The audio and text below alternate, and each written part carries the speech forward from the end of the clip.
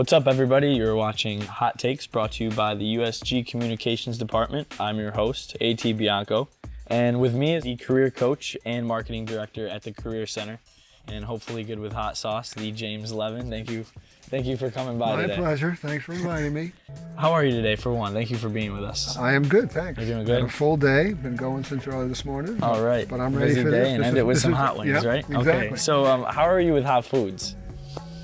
You want me to be honest, Yes, right? be 100% honest. I am not a fan of hot food. All right. My stomach doesn't like spice, and typically I don't like spice. Okay. But I'm gonna suck it up It's for a good show. for a good cause. All right. Well, thank you. I appreciate it. Are you ready to get started then? I am ready. All right, so our first sauce here is the Hot One sauce, and we're gonna start here, and we're gonna do a little cheers. All right. We'll start and take a bite. Happy days. Yeah. And this one is more of it's kind of mild. You think so? I think so. And it's tasty. If that's mild, when we get to here, I'm in deep trouble. All right. Well, maybe we want to take some smaller bites, I guess. Perhaps. So, Okay. You were a photographer. Correct. At what age did you start to be fascinated by images and photography? I was 6 years old. Okay. My dad had a Brownie. I still have that camera, by the way. I was just intrigued that this box, you click it, and then in those days, film, 5 days later, thank you. Of course. You got your pictures back, and it just intrigued the heck out of me that you could record this moment in time. And I'm not even sure why at that age I understood it, but I did. But I always had an interest in it, to the point that I majored in college in photography and art. I got a good education, but more in the fine arts. But I wanted to be a commercial photographer, and they're very different disciplines. Fine art, you're really going to end up teaching. Yes. Yeah, okay. Not what I wanted to do. I wanted to make money creating And being content. a photographer. Yeah. All right. So we're gonna get into that after we attack this High River sauce. It's called Moruga Blood Orange Scorpion Pepper Sauce. Of course it is. So if that name isn't intimidating, I don't know what is.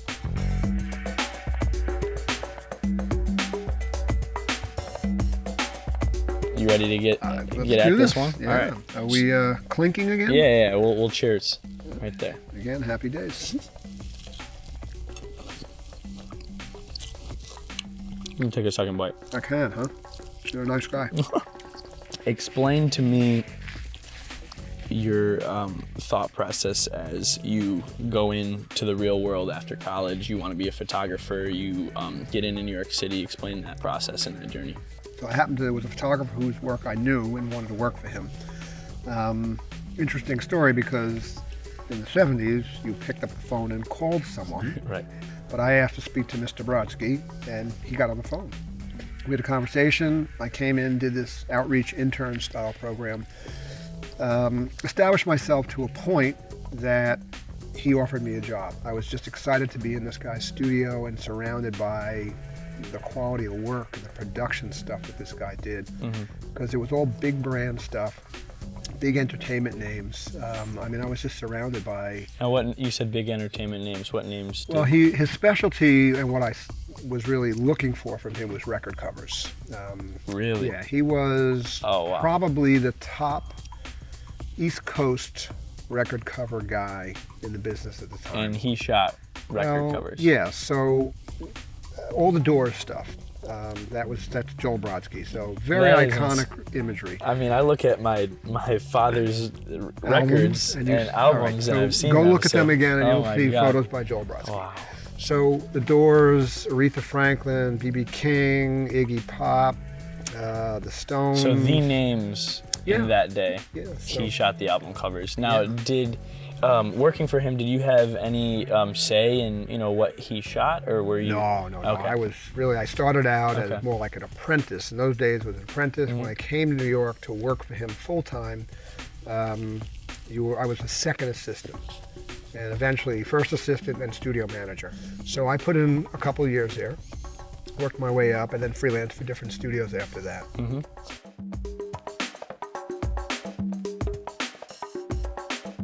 We gotta attack this pain 100% first before we get into that. Okay.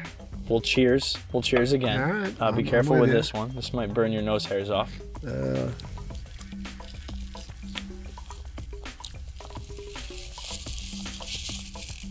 It likes to catch up on you. Yep, the aftertaste. Yeah. It really does sneak up on you. Might Nice. want some milk on this one. I was thinking maybe a fire engine. You work at the Career Center. I do. Talk about the transition from your former career to the career now. If I'm allowed, if I can speak. Yeah, you I'll- take your time. It's all right. Wow, that one's nasty. I'm just going to cheat. I want to look at the title of the next one. The Bomb. Okay. Unfortunately, in 2007, I had a very good career. I had a great run, love what I did. In 2007, I was diagnosed with a retinal disease, and it required surgery, and I had career-ending eye surgery. So, 3-month recovery. The doctor said when this is all over, you may not be able to be a photographer again. And my attitude was, well, that's not going to happen. Right. But lo and behold, so I was not fired, laid off, or downsized, but I was unemployed. I had to shut my studio down. It was not an easy time, but in life, stuff does happen, and you've got to figure out how to move on. So I did. I found and discovered recruiting.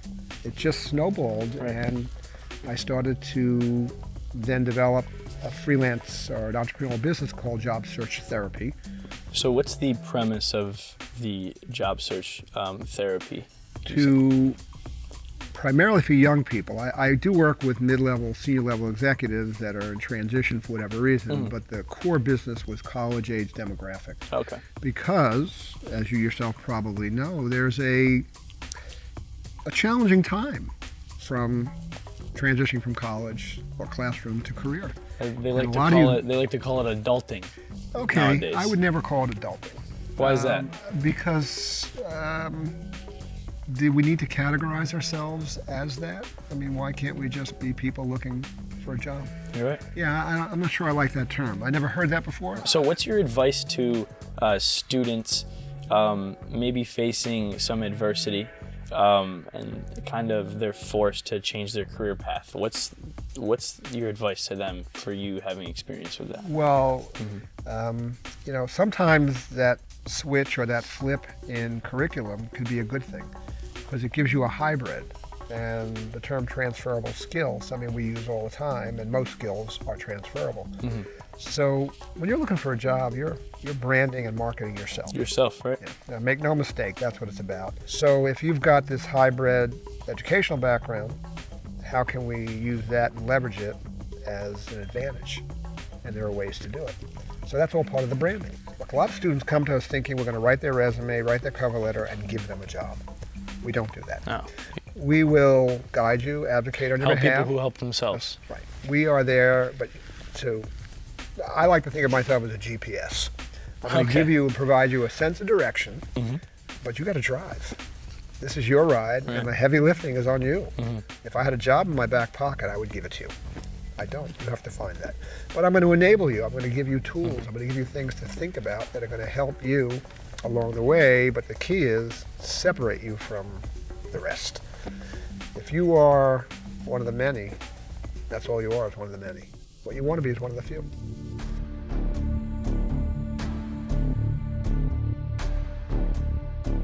So for our next sauce, it is called Da Bomb.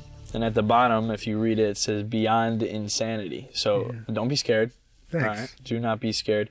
We're going to have some cheers action here again. Take a little bite. Generous Little bite. is the key word. Yeah.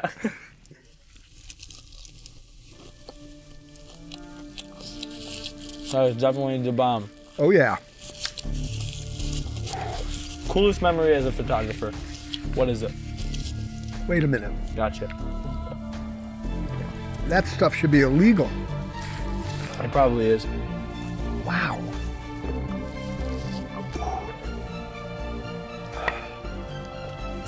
Getting the tears on camera? Yep. Nose might start running too, so watch out. You got me all emotional. Okay, what was your question? Coolest memory as a photographer, industry professional. What is it? Coolest memory. Like you were either star-studded or... Wow. Coolest memory. Any memories you have shooting album covers with, I mean, the names that you Well, again, sounded off? Were you around the talent? Oh yeah, I was on camera. Okay. I mean, but again, I was not the photographer. All right. So I don't want to mislead you on that. I was this guy's assistant, so I helped do the pre-lighting, no different than what you guys have done here. Right.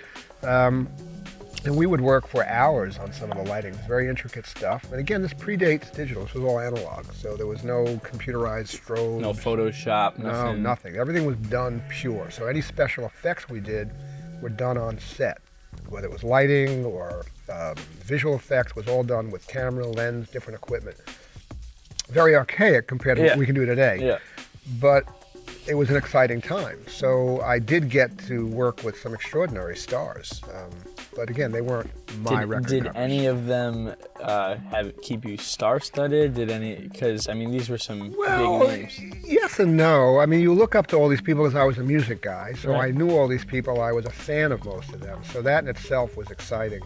But some of them really were very, I don't know, disconnected and snobby and would not talk to people. They had their little entourage. They were there when they were for- called to be on set, they did their And thing, they and left. that was it. What's your advice working with celebrities, with them acting like that? What's your advice? You have to suck it up. You really can't change who they are. Right. You've got to work with it. And not to adapt to them would be a mistake, because all you're going to do is create more of a disconnect, and it's just going to mess up that creative process. Right. You cannot tell your client at the end of the day, I did not get the shot. Before our last set of questions, we have to attack this last I was kind of sauce hoping here. you might forget. So this next sauce here is called Mad Dog 357, and it said that this sauce will blow you away.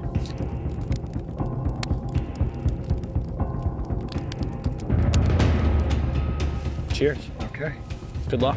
Yeah, thanks. I'm going for a baby bite on that one. It's kind of sweet. Yeah, You there's taste it? Yep. There's a little sweetness, but I have to believe that the worst is yet to come. Yeah, I think it's the aftertaste. And here it comes. Woo.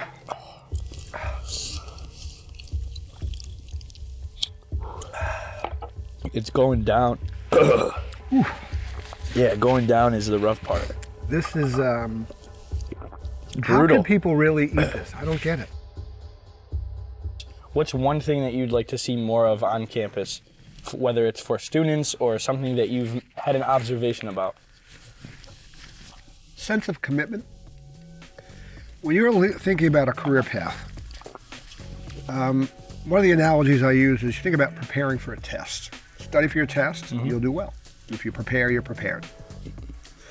But you got to be committed to that. You got to be all in. And I find that a lot of students with troubles, questions, challenges, issues, who come to see me will lay it out there and tell me, this is my challenge, this is my problem, this is my obstacle. And then I'll get several reasons why they cannot move forward. And I will always say to them, I'm not interested in the 2, 3, 5 reasons why you can. I'm interested in the one reason why you can. But in order to do that, you've got to be 100% committed to yourself, your career, and what your life is going to be like.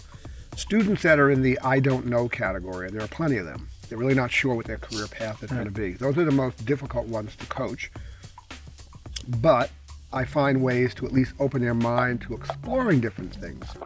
But again, if you're not driven by the commitment, it's not going to happen. And the ambition in general. Well, you need desire, passion, ambition. I mean, all of that's certainly part of it, but what drives that is commitment. You're investing in yourself. I mean, it's one thing to invest in an education, that's great. But at some point in time, you're going to hit that threshold, you're going to graduate, and you have to get a job. Right. I was very lucky twice in 2 careers. I loved my first career, I love my second career. So most of the workforce out there, 60 some odd percent, is dissatisfied with what they do. That's a terrible number. It's hard to wake up every day. Well, I would think Doing so. that, right. I've never experienced that, so Yeah. I don't know. But I know plenty of people who are miserable. Maybe they're making a lot of money, and that's the sort of the balance for them. Yeah, I don't know, but there's always a catch.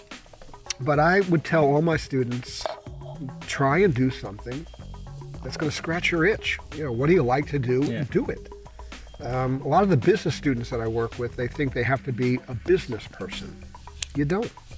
Every business needs a business function to it. The structure of it is based on business. Mm-hmm. So if you like sports, entertainment, media, then get a job in sports, entertainment, media doing the business. But try and find something you like. But again, back to your question, the commitment part. I find that is few and far between from here within the students. They talk a good game. Some of them mean it. There's exceptions to every rule, of course. Right. But I think to generally have that drive from here, you got to be all in. And I don't think a lot of the students are. Many are. Again, I'm not categorizing them all. But you would like to see an improvement in the attitude. Yeah. So one of the taglines I have in some of the lectures I do, I talk about the time we're young. There are things we're going to be told to do, and you have to do them. Our parents, coaches, older siblings, teachers, you get a job, a boss tells you what to do, you got to do it. But there are two things that you can control, and that's your attitude and your effort. Mm-hmm. And you have total control of that. Not to be in charge of that is a mistake. Thank you for the advice. Thank you for being with us today. This Thank is you. A great... And thanks for the pain. Oh, of course. Pain 100%, I guess, right? So, guys, thanks for watching.